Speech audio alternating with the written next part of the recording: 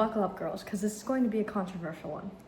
So today we are talking about why you should not be intimate with the wrong kinds of guys, why you should not be intimate with losers, why you should not give yourself in such a close way to somebody who is not going to be sticking around for long. Now, to preface this is not to shame any girls, because I am speaking purely from experience, what I have experienced from doing that, and why I no longer choose to do that, and I am actually waiting until marriage now.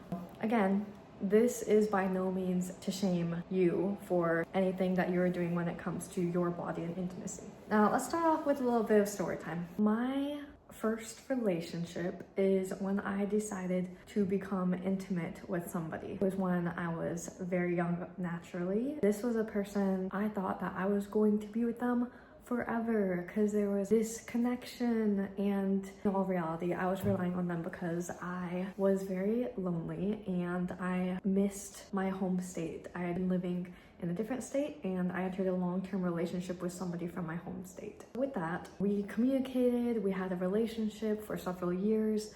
Eventually, I came to live with them. It was not a smart relationship, but that's what happens, right? You are however old you are, and sometimes you don't make the best decisions. Sometimes people tell you that you are making a dumb decision, but you don't have it in you to listen to it at that time. And that was the case for me. I entered into that relationship. It turned to be worse and worse as I began living with that person and being intimate with that person. Because what I found was that I thought love was self-sacrifice.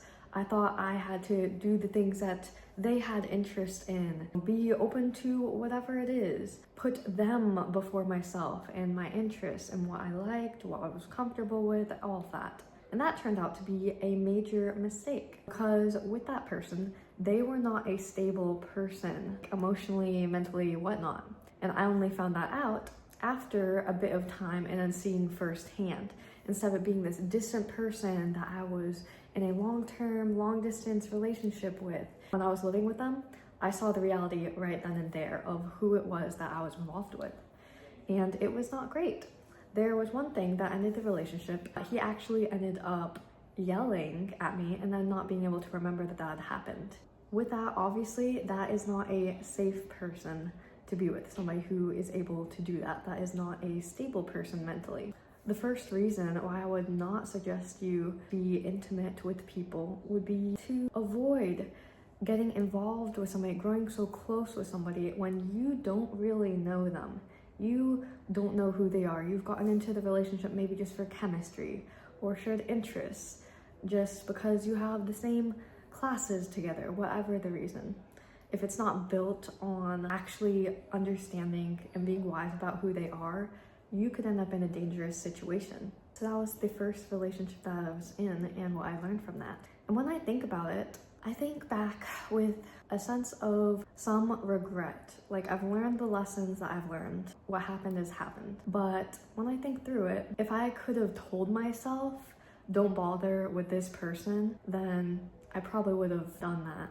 If I could tell myself everything that has happened in my life, then I would tell her, this is just a young adult. This is not somebody serious that is going to be sticking around in your life. You are going to change so much as a person, grow into a completely different person, that this person will not be in your life, and they shouldn't be because of the way that they are. Sure, you can have fun and it feels like a fun thing to do. Other people do it like it's normalized in society. In hindsight, it's not really worth it. Like, you think about it and it's what, a couple seconds, couple minutes, whatever. It's not worth connecting yourself so closely to somebody like that. And that ties into the second reason here, is the way that your brain works. So when you are close with somebody in that way, you have all these things like firing off in your brain that are growing you closer and more connected to that person. And so if you're getting involved with somebody who is not right for you, you're developing a closeness to them. It'll be harder to pull away even if you know that they are wrong.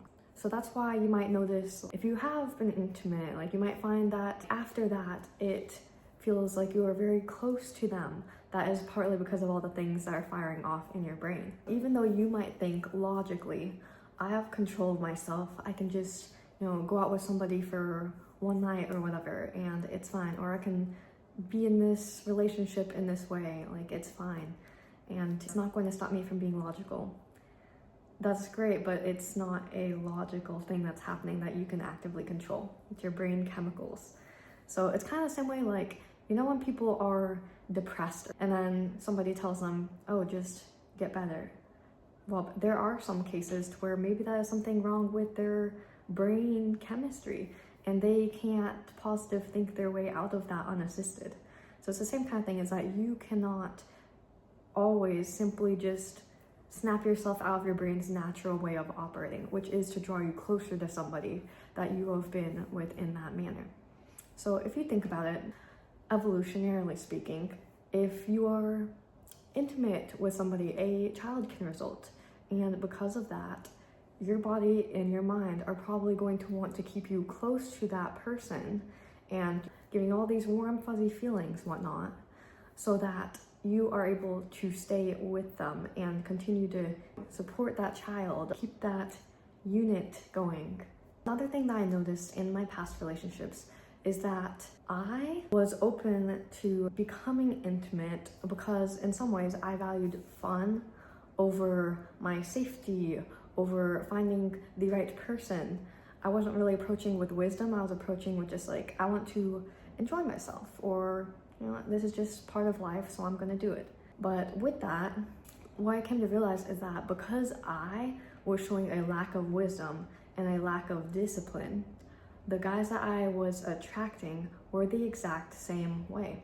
So I kept thinking to myself, why am I with somebody who has made me feel unsafe in this way? It feels like they are not able to control themselves in certain ways. Why am I finding people who look at other people lustfully? They don't have control over themselves.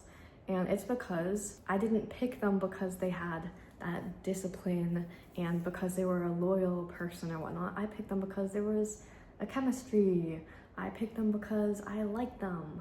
I picked them because we had the same hobbies. So that's where I think I went wrong in a lot of ways, is because I was saying, if somebody had told me, don't do this, I would have said, okay, who are you to tell me that? I'm gonna go do it anyways. So that's the way that I probably would have been. But if you think about it, logically speaking, we can weigh some things. For one, you put yourself at risk. As a woman, you are putting yourself at so much more risk. You're putting yourself at risk of getting pregnant and having a lifelong obligation to a living human being because of that. So that's one thing. Another thing is you open yourself up to a lot of health risks. As women, all of our systems are very, very particular. And so when something messes with them, like, it's very easy to throw everything off entirely. And so we also risk that a lot more. Then there's also diseases. Those are obviously bad. Those are not great. You don't want to have to deal with those. So if you're thinking about it, it's like, do I want to have all these things, have to get additional health testing, I have to have the price and the pain of maybe a birth control, or I want to have to deal with the risks of getting with somebody without knowing where they have been, what they have been doing, if they are safe? No. My current answer is no, never, not worth it. No, thank you. Another thing to consider is, who is the person that you are with? Are you giving your all, your closest form of intimacy with somebody to someone who wouldn't even pay for your plan B if you ended up having something happen? Are you with somebody that wouldn't even be able to pay for a date to actually treat you with some kind of respect? Are you with somebody that you even know who they are? Have you gotten to know them for a long time, like a decent amount of time, to know what kind of person that they are? You're welcome to do what it is that you want to do. But if you have had different experiences, I want you to think, how many of those have actually been worth it? Because for me, I know when I think through, I don't think that it has been worth it for me at any point when I really think about it. For whatever reason, for the health potential risks, or because that person didn't stick around, so like it's not really worth it, or because they were not a safe person and I didn't know them long enough or vet right enough to see that. There's all these different reasons that it's just not really a great idea. There is one point I just found myself like, I snapped. I don't know why this person was this way when it came to intimacy or like their control over themselves, but that's not happening ever again. That can be if somebody you find out unloyal and they put your health at risk. That can be if you give them trust with you in a certain way and then they betray that. It can be them not understanding boundaries or not understanding consent. All these different things. And so those are all reasons why I personally don't think that it's worthwhile to be intimate anymore.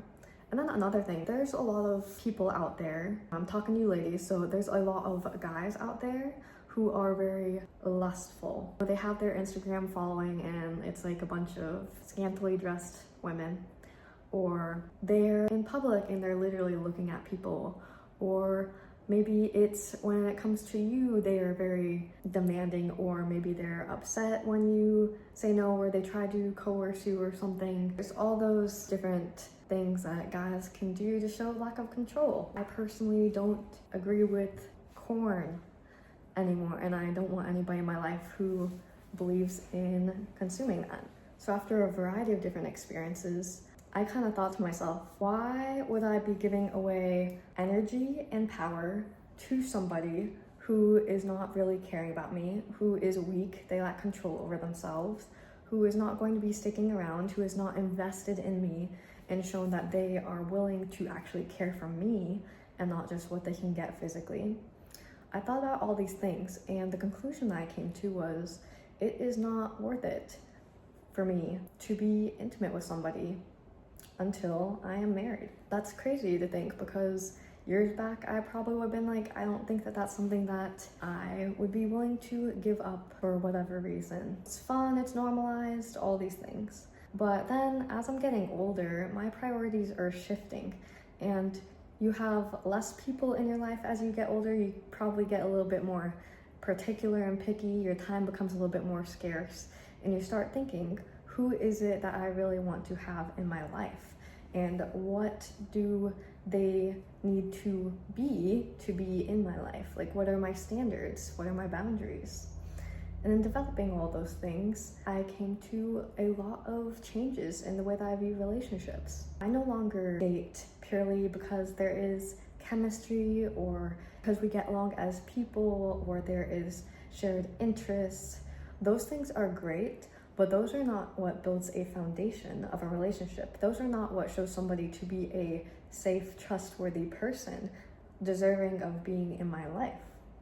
So what do I focus on? I focus on values.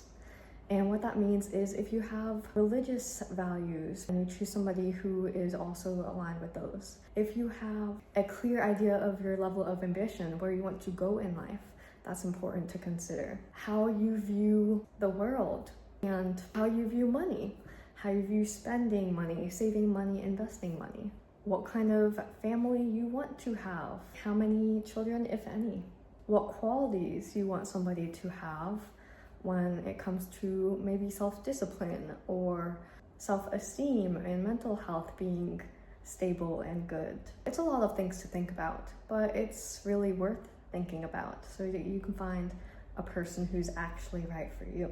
Now, I remember when I was about 12, 13, I had a family friend who told me this exact same thing pretty much that I'm telling you, but I was too young to really understand. Like, that was probably not the time to be telling me. She had said to me that before she was with her husband and she met her husband, she was intimate with another person. And she said that she had huge regrets about that. I imagine it was not worthwhile for her to do that, and she's probably felt like that was wrong in some way or just not right for her. Because one thing I think about sometimes is that you cannot forget experiences that you have lived through, and that can be for both the way of like comparing to other people, or that can be in the way of feeling unsafe around even the right person that you find. Like if you've had a bad experience in the past, you can find yourself feeling really unsafe or like jaded and untrusting. It can really mess with you a lot. You know the statistic, it's like what, 1 in 4? Well, I can name off like a handful of women who have had negative experiences when it came to intimacy. When we think about the majority of, we're gonna get a little bit darker here, I'm sorry y'all.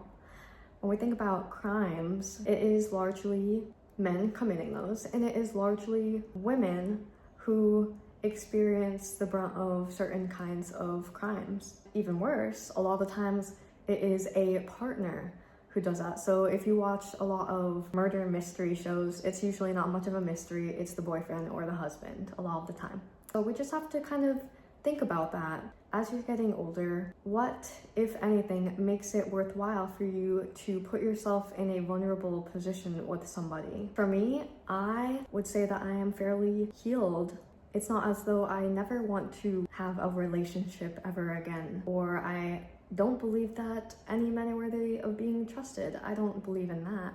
But I do believe in being a lot more careful, because not to blame, but to take responsibility. I had something to do with the people in my life. I chose them. I allowed them into my life, and I vetted or did not vet them before they entered my life and while they were in the beginning stages of being in my life. When we think about that, we have to think, what do we want to do? We can't control that. The world is messy, and there's some people that are not to be trusted.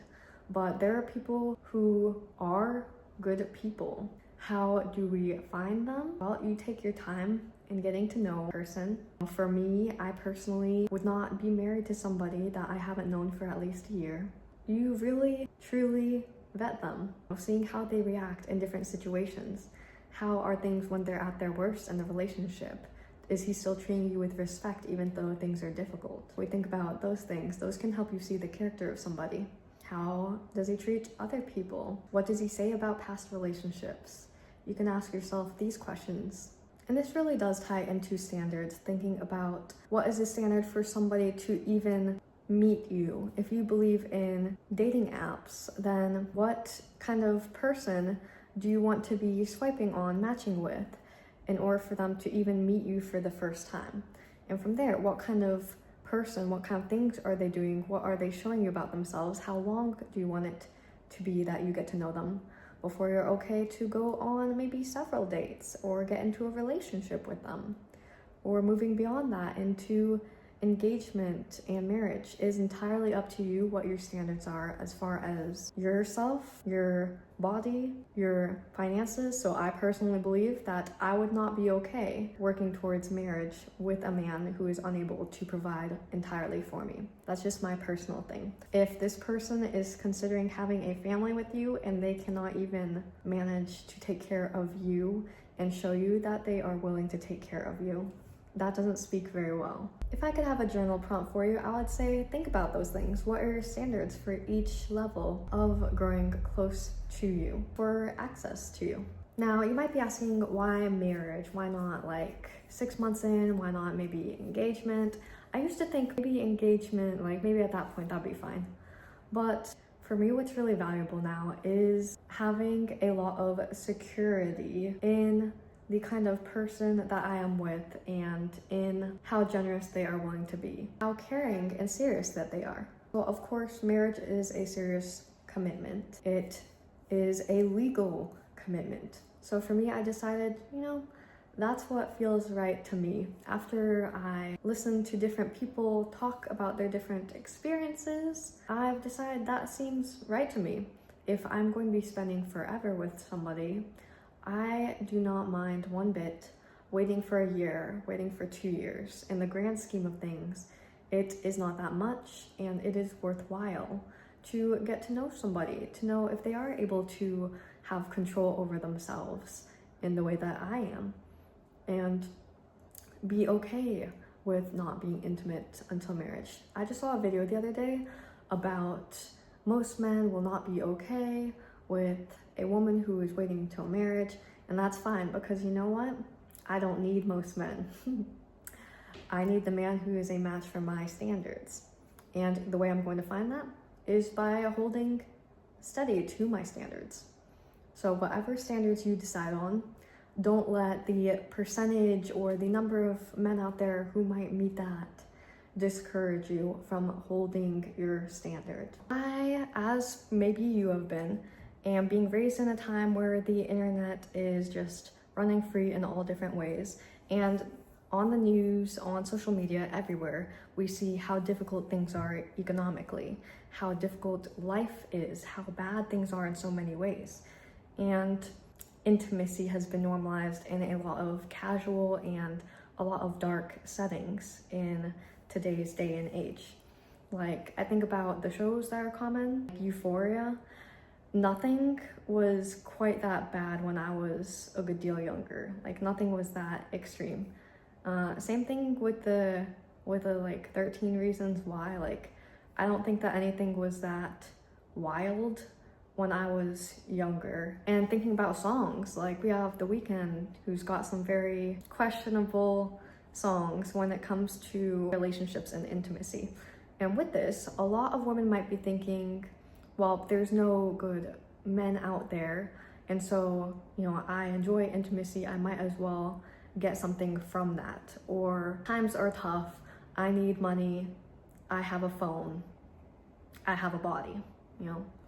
That's another thing. And while I was growing up and being inundated with a lot of different kinds of this negative and harmful media, I did have the thoughts to myself of, is this something that I should do? Like, I think people are making millions off of this, and I would love to have that kind of financial freedom, and you know, it sounds like maybe that could be a good idea. My thoughts now that I am older are different.